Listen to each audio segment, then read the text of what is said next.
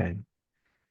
Welcome everybody to our fourth gender lecture organized in the framework of the SNF-funded research project Gender Equality in the Mirror, led by Professor Elisa Fornalè, and the Horizon project Human Rights Justifications.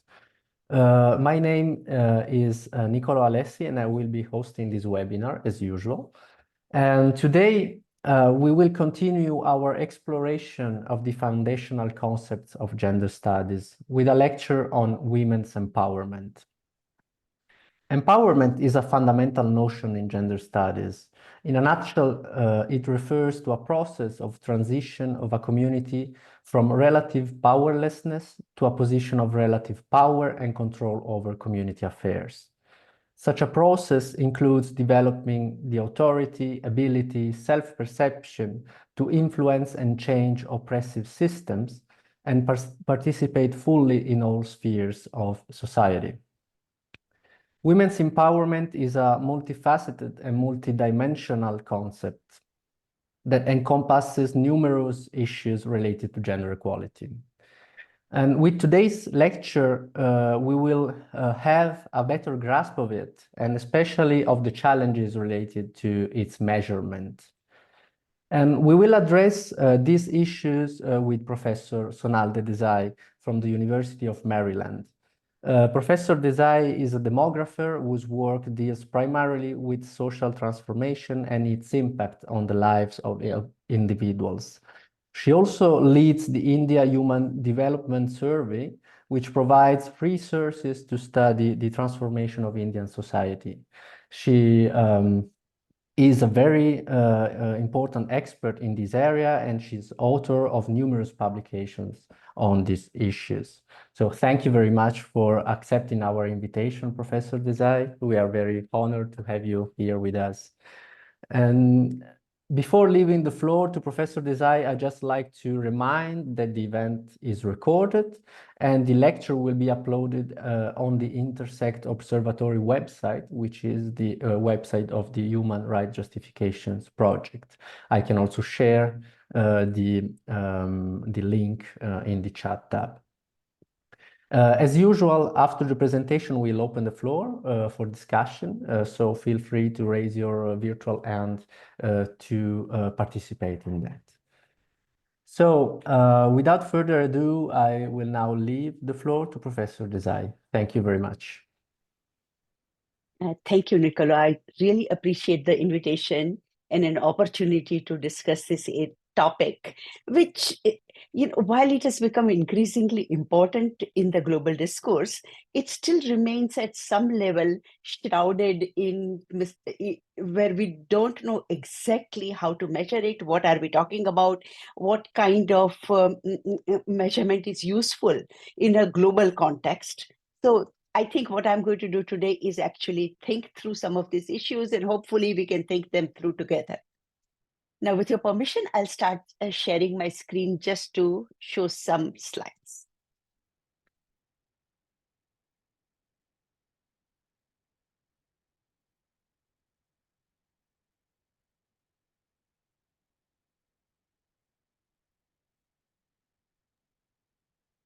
Perfect. We see it perfectly.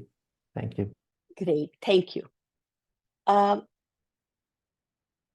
When researchers began working on issues of gender within sort of a broad social development context, the focus was very much on things that are very easy to measure, or at least relatively easy to measure, such as education or employment.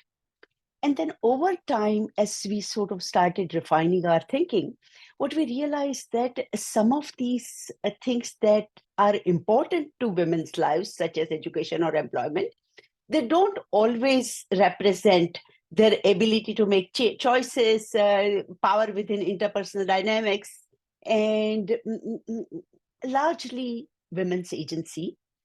So over time, what has been happening is that there has been a sort of a transformation in our thinking, moving from some of these background factors such as education and employment to more complex factors such as an ability to make decision and a power to influence women's own lives. Classic work in this area was published by Naila Kabir in 1999, which has been used by a lot of people, and it's one of the most highly cited references in this area, where what she has argued is that women's empowerment is about processes by which women who have been denied the ability to make strategic life choices acquire such an ability. Now, two features of this definition are noteworthy. First, it clearly defines empowerment as a process of change, as opposed to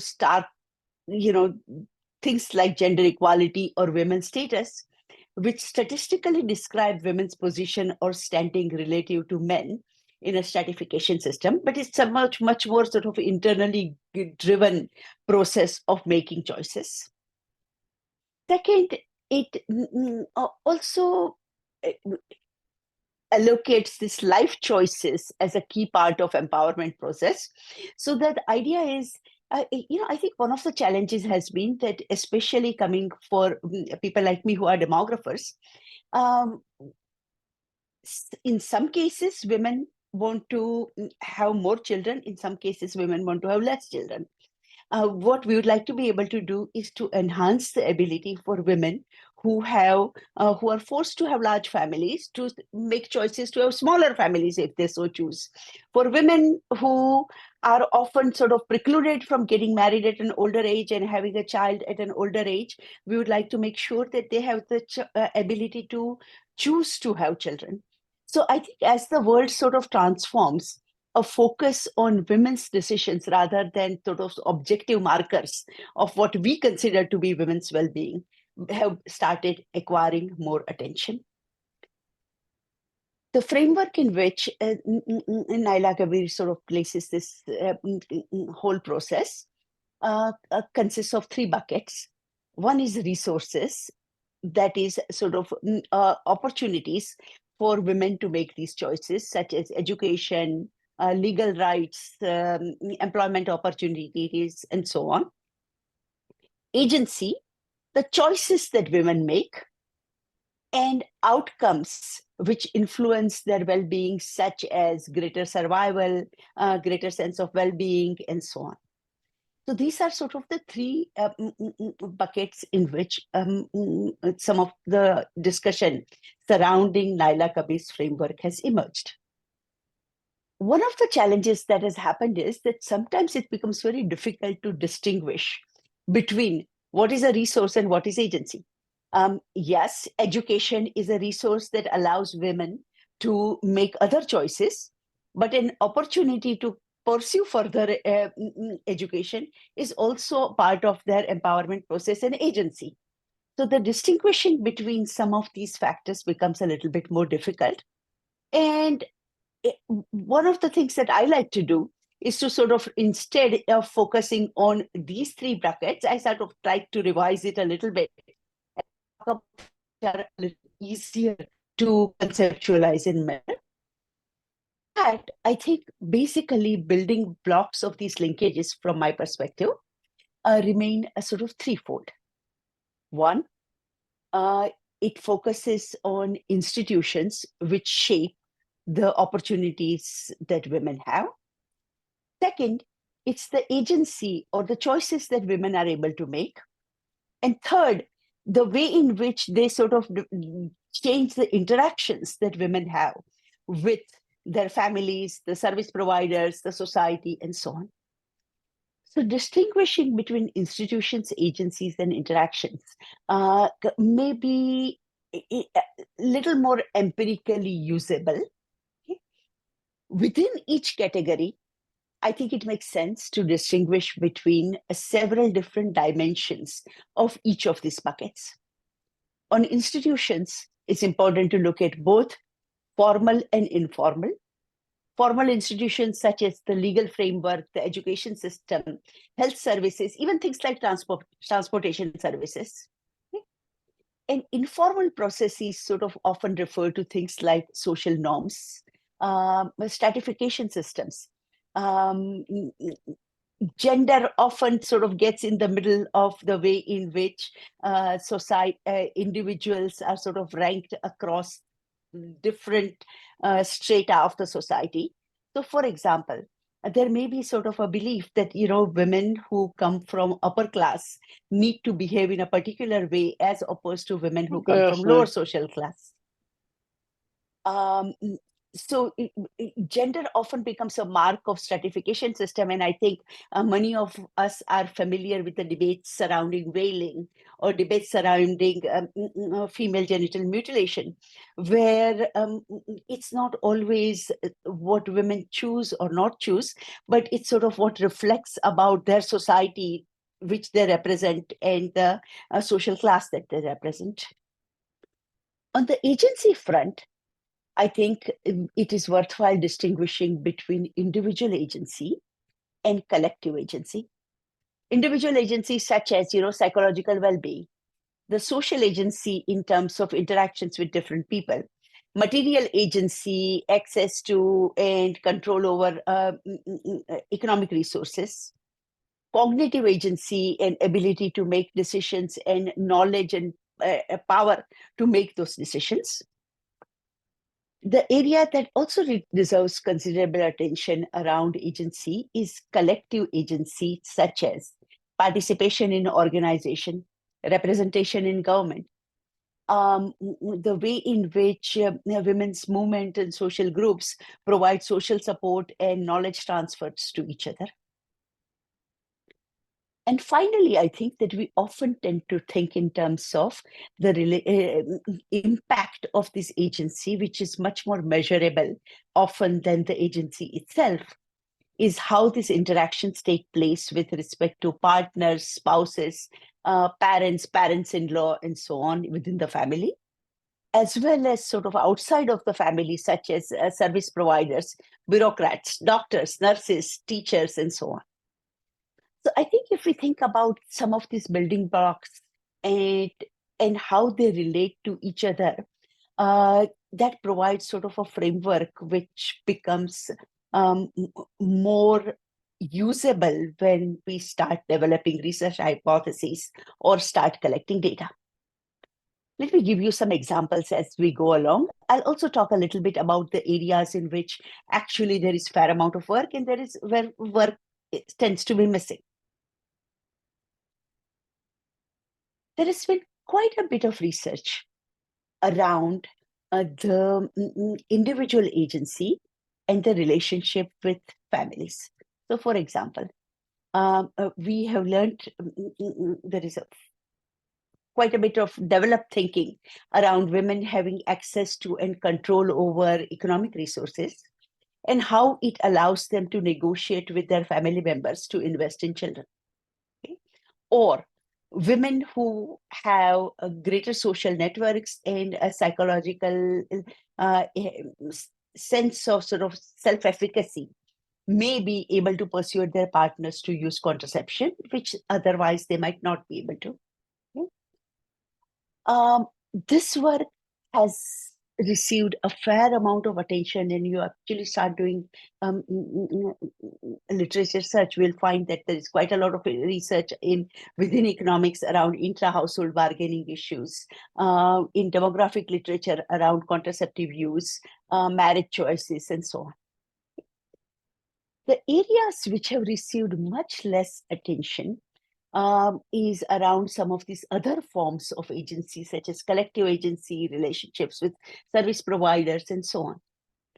And one of the reasons we have often ignored these other aspects of women's agency and its impact has to do with data. Okay? Much of the data that we tend to use, and many of us are empirical researchers who like to work with sort of larger data sets and relate different aspects of individuals' lives across different segments of society. Okay? Find that we are looking at some of the large-scale survey data. Okay? And what has happened is that much of the data that we use, particularly in the Global South, come from data collection efforts such as demographic and health service. And as long as you are using data from some of these surveys, they tend to sort of shape the way we think about the processes and the way the kind of research we undertake. So what ends up happening is that individuals' data on different markers of gender empowerment, fertility preferences, contraceptive use, investments in children, etc., have driven our research because that's what surveys collect. There are some welcome but initial or fledgling attempts at expansion, which tend to collect data on self-efficacy or gender attitudes. For example, Eurobarometer surveys or African Barometer survey, etc., collect some of these data. Gender and Generations Project, which has a lot of cross-national European comparative data, tends to collect some of these questions or some of these indicators.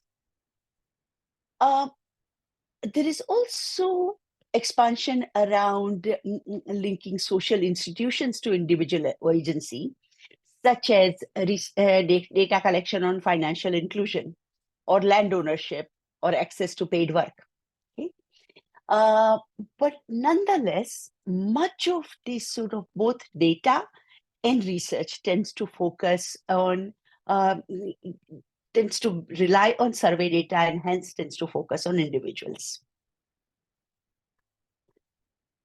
What seems to be missing in some ways, okay, is often information or research on informal institutions such as social norms or stratification systems, collective forms of agency such as organization, representation, participation in group activities, and so on. The kind of interactions or outcomes that we look at often tend to be more family-based and family-focused instead of those dealing with sort of more formal institutions, such as how to negotiate bureaucracy, okay?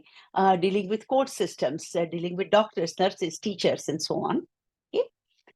And the other area where there seems to be a fair amount of missing literature is around ways in which there are reciprocal relationships between some of these blocks, such as, when you learn to interact with a bureaucratic system, you may actually develop greater agency, which then facilitates your ability to interact with bureaucracy.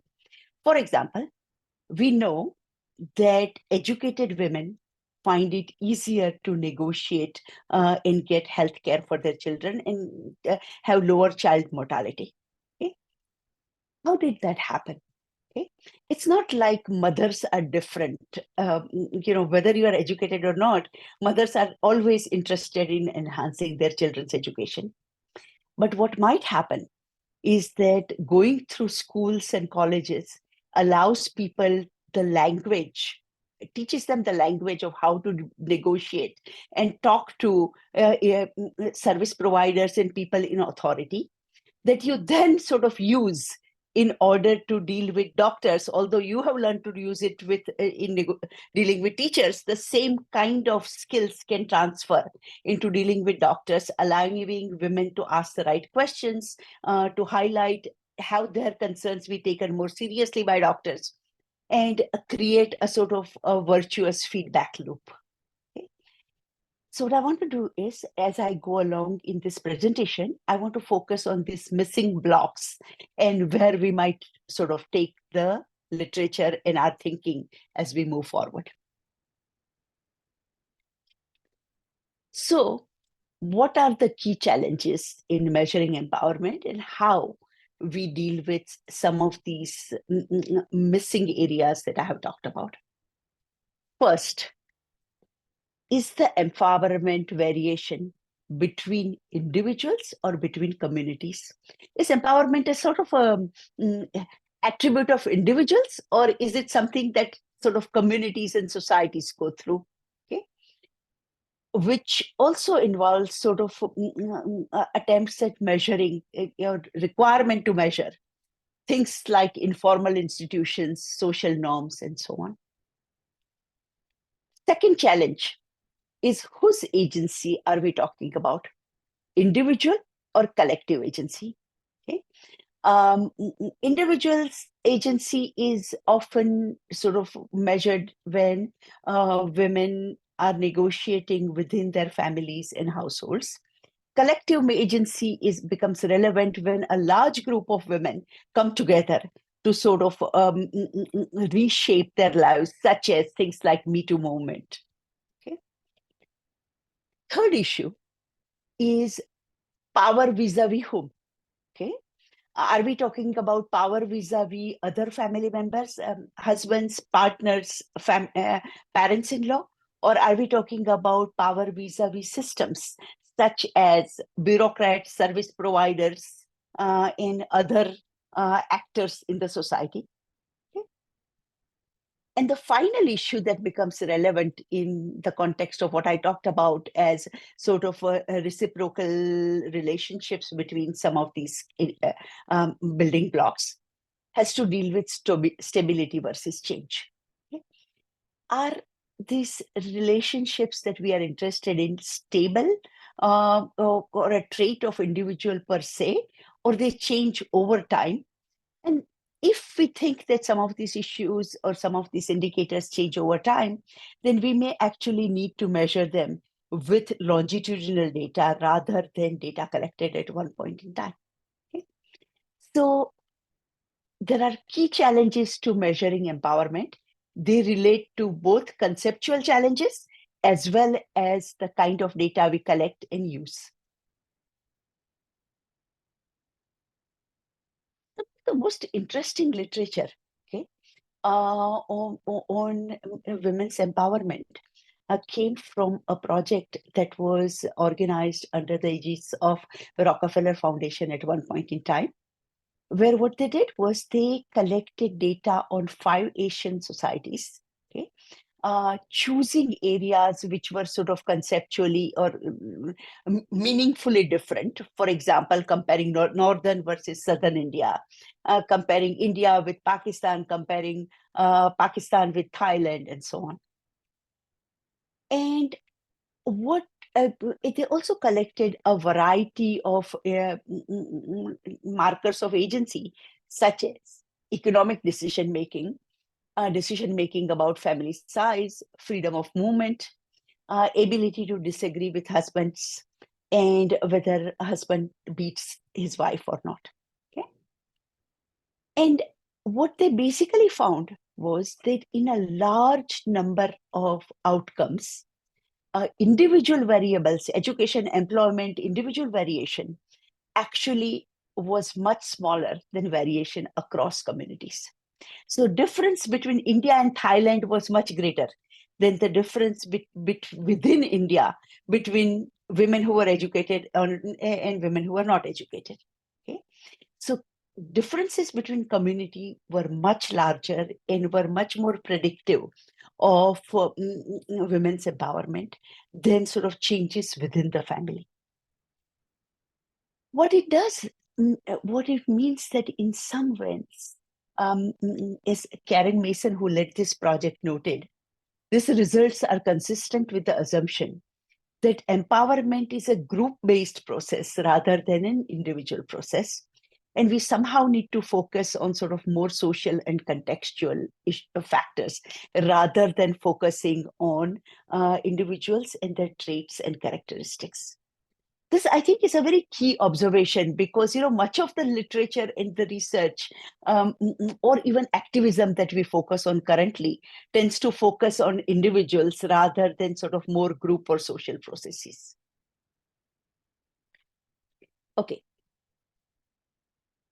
Why do we often end up focusing on attributes of individuals rather than attributes of community? First of all, of course, in most situations, it's difficult, if not impossible, to measure attributes of community. Okay. I mean, after all, you do household surveys and you interview individuals and you ask them about what's happening in their lives. We don't really, individuals don't always think about, what is happening around themselves and might not be able to respond to it if we really wanted to get good community measures, we might actually need ethnographic studies of communities, which sort of look at some of the community-based processes. However, I think that we need not give up looking at community attributes simply because we are collecting data from individuals. Quite often, it may be possible to measure, ask individuals about socially shared definitions of the way people behave or should behave.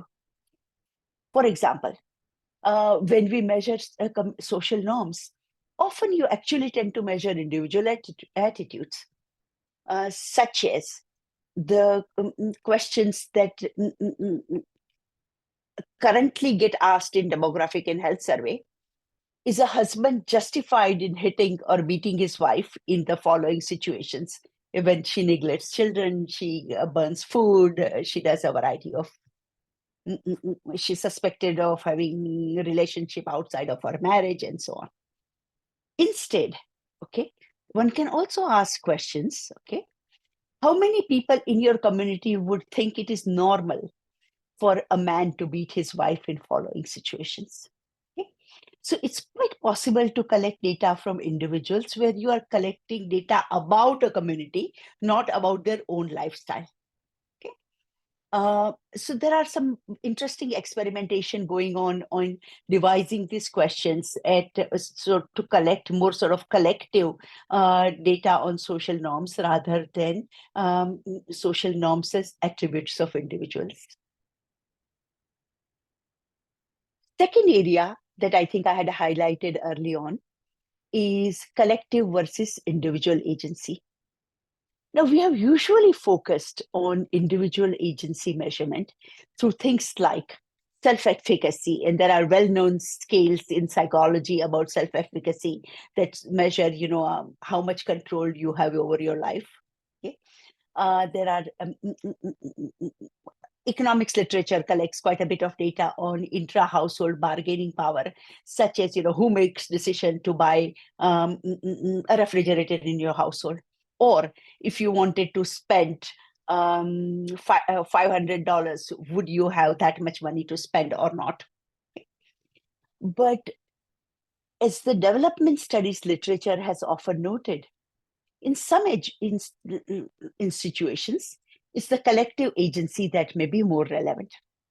For example, there has been literature in Bangladesh on women's participation in BRAC or Grameen Bank programs, which found that participation in self-help groups actually made a difference to women's ability to use contraception. Or there is increasing attention to its community involvement in hiring healthcare workers. So how many women get to participate in selection of workers and local level hiring, particularly I think around sort of teacher hiring, healthcare worker hiring, and so on. There is interesting literature on social networks where attitude regarding childbearing and contraception can be discussed and shared. One of the sociologists from University of Pennsylvania, Susan Watkins, collected very interesting data in Malawi on women's gossip networks. She used to say that, men are seen as being discussing and women are seen as being participating in gossip. But that's how sort of a lot of ideas spread and women begin to get support from each other in collecting or engaging in behaviors which may be seen as subversive behaviors. We have certainly seen quite a lot of changes in Western society these days around things like Me Too movement, which suddenly have changed sort of the concepts around what is appropriate behavior between a supervisor and a female worker who reports to him. So participation in collective movements may be something that is possible to collect data on, but requires thinking and research. The third area that I had highlighted earlier on was empowerment vis-a-vis family members versus institutions. The concept of empowerment is intrinsically focused on in individuals and situations in which power is exercised. Now, much of our literature has sort of focused on intra-household negotiations within which these choices are exercised. So if you look at the economics literature, it's full of models around intra-household bargaining. Okay? Demographic literature is full of research on negotiations around contraceptive use. Okay? Or around women's ability to make decisions about whether to work or not to work. But as sort of we have started, as I described to you, the early on, the table I showed you coming from Karen Mason's work, okay? First, individual factors are actually perhaps less important than community factors. But more importantly, we often, some of the studies which has looked at the intra-household differences, they found that men and women tend to largely agree on things like fertility preferences and so on, big decisions in their lives, because people self-select on who to marry. You know, if you don't want to have a child, you'll probably not marry a woman who wants a large family. Okay? So there often tends to be sort of a self-selection, evolving to adjust your preferences to other person's preferences over time. So the intra-household negotiation may be less important than some of the social institutions. Also, if we're thinking in terms of economic development or social development, it's really the dealing with social institutions that may be more important. Okay? So for example,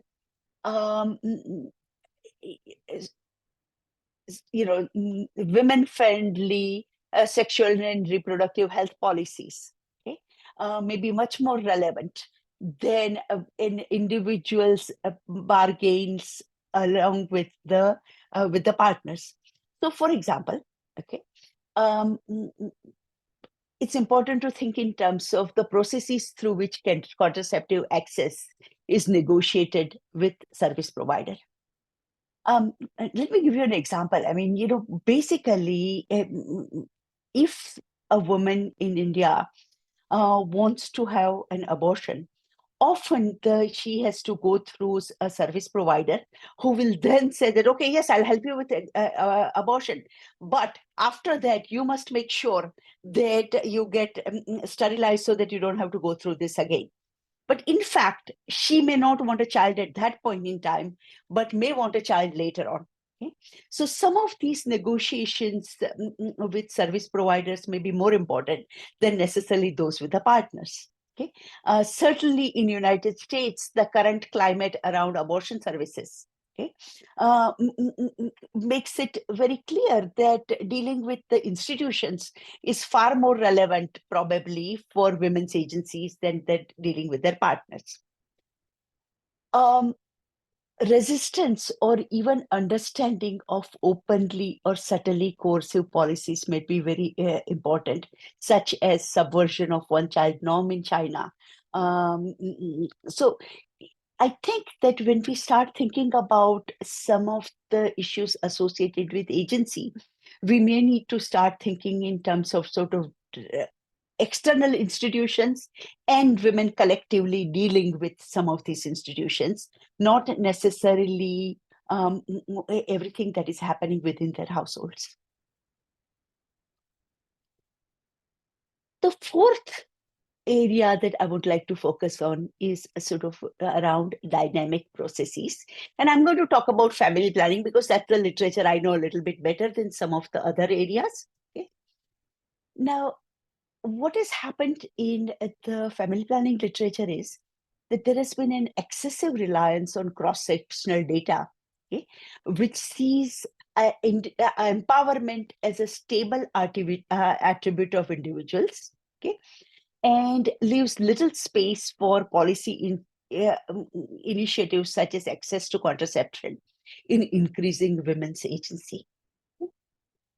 But really, if we don't see women's fate being written at birth or at least at age 18, we must think about it as changing over time and possibly in response to interactions around family planning.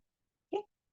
For example, there is substantial work on gender empowerment, women's labor force participation and fertility dynamics. Women who want to continue working after having one child, okay, may want to postpone childbearing and use contraception. If they are able to use contraception and postpone childbearing, they may be actually able to continue working and may end up with higher salaries. Okay? So there is some work around labor force participation in fertility dynamics, but in other aspects of gender empowerment, we often tend to look at it only at a single point in time. But think about the areas in which some of these relationships can evolve longitudinally. For example, women's intra-household bargaining power may grow as she has a son. Okay, if she only ends up with several daughters, her power vis-a-vis other family members may sort of decline. Mother of sons gain importance in particularly in South Asian cultures. Ability to continue paid work may expand with longer birth spacing. Childcare responsibilities may constrain their participation in community participation or in participating in political activities. So I think that as we think about some of these issues, we need to think about key ages or life stages where interventions matter most and where things may change through changes in sort of social policies or institutional structures and availability of services, opportunities, etc. I think some of the work around teenage, increasing women's opportunities through investment in adolescents sort of fall into these categories. Okay. So I think I've kind of tried to cover a terrain or a broad terrain for us to sort of, continue the discussion. However, what I have ignored is variation between countries and cultures. Things that matter in one country may not matter in other countries. Ability to sort of venture out in public spaces may be taken for granted in some areas, whereas in other areas, social restrictions, veiling, etc., may restrict women's ability to get out. So there may be differences across countries and cultures. There may also be a lot of variation within any given country by social groups, social class, and so on. So, for example, historical literature in the US has documented far greater empowerment within households for African American women than necessarily for white women. Okay? So the intersectionality may matter considerably, and this is something I have ignored so far. But I think I've sort of laid out a pretty vast terrain, and I'd love to sort of get your ideas and, thoughts, questions, discussions. Thank you. And I'll stop sharing here, Nicolo. Yes, thank you very much for this fascinating lecture. Sorry, on empowerment, its definition and its measurement.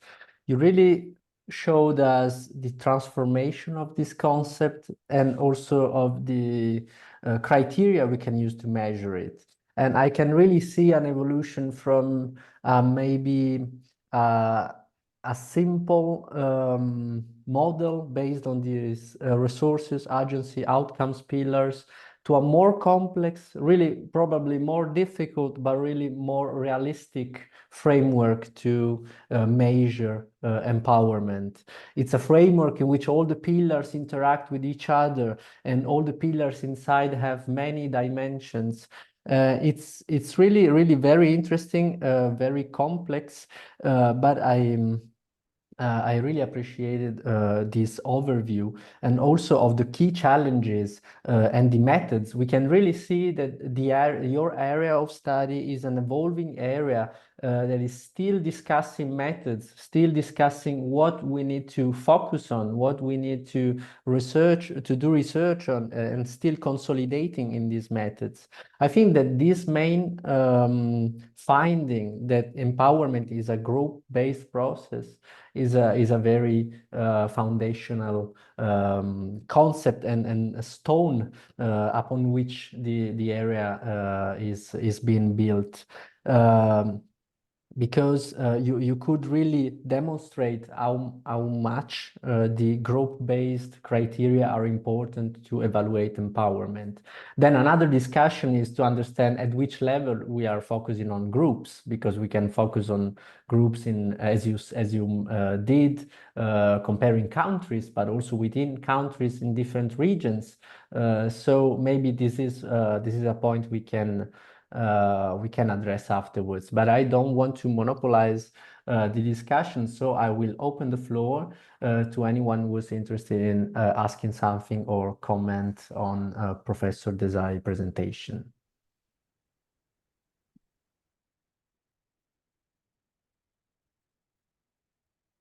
Yes, there's Federica Cristani, who is the a researcher that is co-leading the Horizon Research Project, Human Rights Justifications, in the framework of which these gender lectures has been organized. Thank you, Federica. Thank you, Nicola. And thank you so much, Professor Desai, for this wonderful presentation, very, very rich and very inspiring of your work. Thank you so much also, Nicola and Elisa, for putting together this, organizing this. And I will have one question for you, Professor Desai. I'm very curious, as a scholar, what are the practical challenges in collecting all this data? Because you have a huge amount of data, and I imagine it's quite challenging also to practically having them, collecting them. So what are the main challenges that you have faced so far, or that you are facing? And also, the second part of the question would be, what is the reaction normally when you present this data? Because I can imagine it's different whether you present it to policymakers or whether you present it to the civil society. So your impression also on this, if you can share it. Thank you. For me personally, the challenge has been how do you take a sort of qualitative concepts and convert them into concrete pieces of data that can be collected and used? Okay. And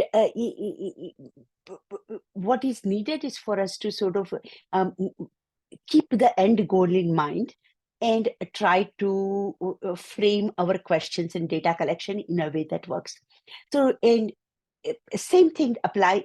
Without that, we will not be able to convert it in our conversations with policymakers. So let me give you an example of something that I had done, which has actually had resonated well with policymakers. Okay, one thing that we had done in our work in India was to collect data on the extent to which women are able to venture out in public spaces by themselves.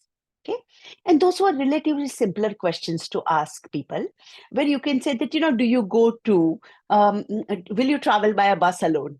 Okay, or would you be accompanied with somebody else? Okay, taking these questions and then looking at over time what happened to the transportation networks, okay, and its impact on employment turned out to be very interesting. What we found was that in areas which gained public transportation, okay, as long as women's participation in public spaces was freely possible, okay, it led to improvement in women's non-farm employment. Okay, in areas where women's participation in public spaces was limited, there was some improvement, but not big enough. So I think sort of putting these together kind of works out. The other thing that can be conveyed to people would be things like, look, it's always better to have a hospital facility in which you can have sophisticated services being available to everyone. Okay, so in rural areas, it's always better if you have sort of some centralized facilities which can actually have all the machines and testing facilities and so on. And yet, it only works in areas where women can freely get to these places. In areas when women cannot get to these places, you are going to need home service delivery or localized delivery systems. Okay, so being able to convert some of these ideas into what it means for public policy through concrete examples usually helps. Thank you.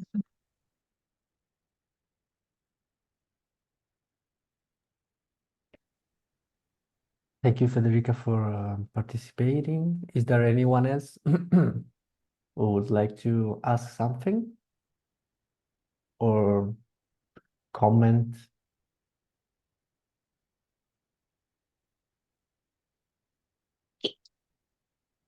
Can I ask the group, I mean, how would you use concepts like empowerment in your work?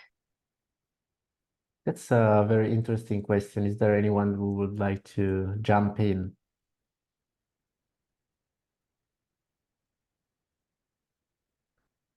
I can start also, for instance. I ran into the concept of empowerment more from a theoretical standpoint when I did my PhD research on federalism and diversity accommodation.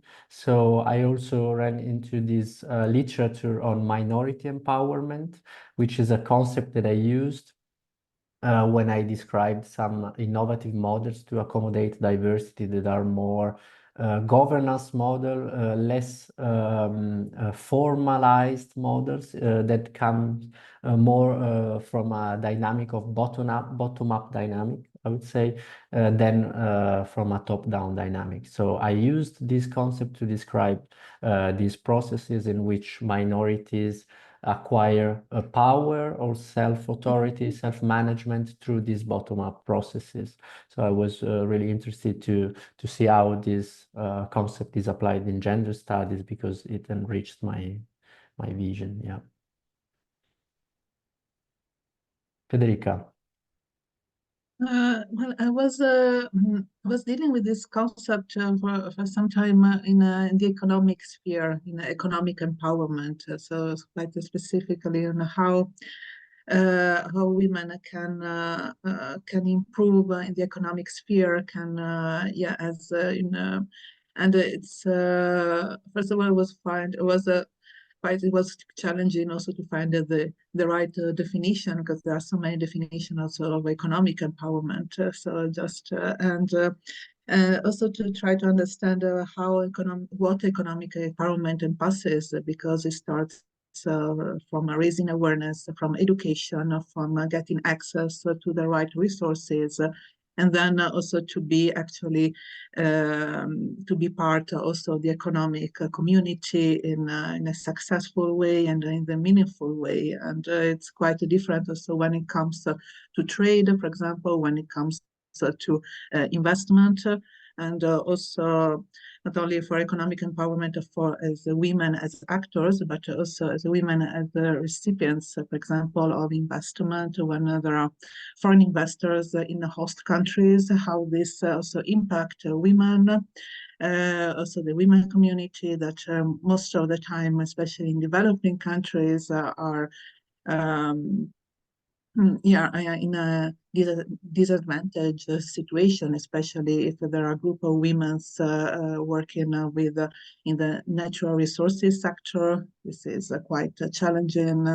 So it's a super multi-phased phenomenon. So also this lecture today was very useful to try to add some pieces, but my feeling is that is a super complex phenomenon. Also concepts, so I'm still struggling a little bit to try to figure out a definition that can work. So to have also a common language among all everyone working on empowerment somehow. Yeah, I think it's a really interesting comment, because I also find in my work it's important to have conceptual richness and complexity, but yet it has to be translated at some level in beyond talking to each other, right? We have to learn to also talk to other people, and we have to sort of figure out a way in which it can be simplified and be useful. And this is where I find the biggest challenge. So Absolutely, and especially because I'm sorry, Federica, please go on. no, please, go ahead. No, especially because it's a concept that is ubiquitous. We can really use it everywhere, so it's difficult to find common definition and workable definitions for research. That's another point, because it's also a very political concept, as at least it's a political goal for development. Yeah, I find it very difficult to operationalize it from a research standpoint, I would say, yeah, based on this. If I may ask something, if there's no one who would like to add anything else, or Federica, would you? No, it's just seconding what you were saying, that yeah, and I think it's quite telling that it's really difficult to have a common language somehow, and this also tells a lot of the work, and maybe that should be done also to have a common language, also not only among scholars, but also when we talk also with the other stakeholders in the civil society, with policymakers, when also these official documents are drafted, or when also regulation laws are drafted, because I mean, are concepts that can have a huge impact on the community, but we still need also to work out the definitions. So I think it's quite it's quite interesting, yeah, and I think it's very useful, as we are doing. I think it's just talking to each other, starting to a discussion of it is super helpful. Yes, totally.